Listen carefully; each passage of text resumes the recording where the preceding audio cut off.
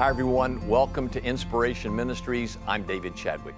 I'm dealing with the very difficult question of why in the world is there suffering, especially for those of us who believe in God, who have a relationship with Jesus Christ. Why in the world is there suffering? And I believe there are some biblical answers to this mystery, and it is indeed a mystery. It won't be fully answered on this side of eternity until we get to heaven. One of my jokes I often share with the congregation I oversee here in Charlotte, North Carolina in the States is when we get to heaven, the most often spoken word in heaven is going to be, oh, oh, as God reveals to us why there were certain issues in our lives and throughout the world that caused suffering. But until that day, we are called to try to examine this subject biblically and theologically. So remember that God is one God in three persons, Father, Son, and Holy Spirit.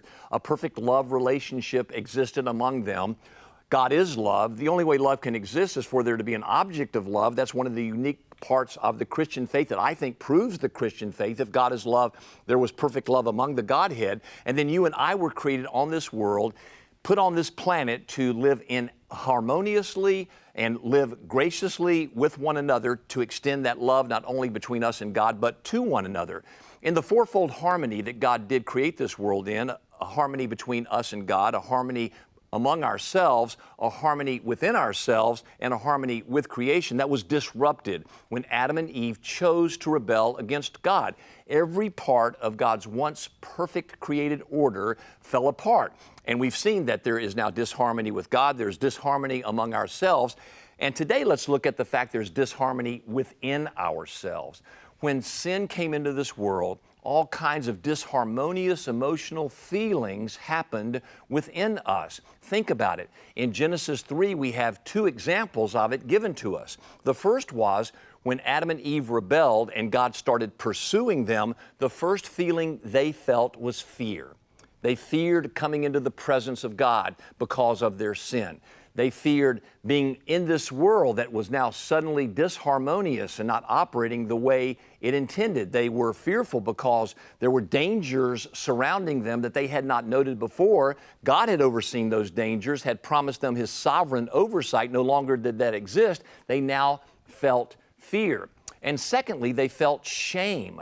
They covered themselves with fig leaves in the presence of God. They felt shame and guilt for their sin before God. Now, please note that fear and shame were never a part of God's original intent. He did not want those emotions along with anxiety and depression and discouragement and disappointment. He did not want those emotions to be in His original intent. They are the result of the fall. And so Adam and Eve felt those emotions. There's now disharmony within themselves, and the world is not operating emotionally as God intended it to operate. So what we have is a world that exists now where there's disharmony within ourselves, and because of that, there's now disharmony among ourselves. Jesus came, though, to give us a new harmonious relationship with God and to set our emotions free, to give us love, peace, joy, and to solve those difficult inward emotions. That's His promise. And when you know Him, you start to regather and reclaim original intent as God desired it to be.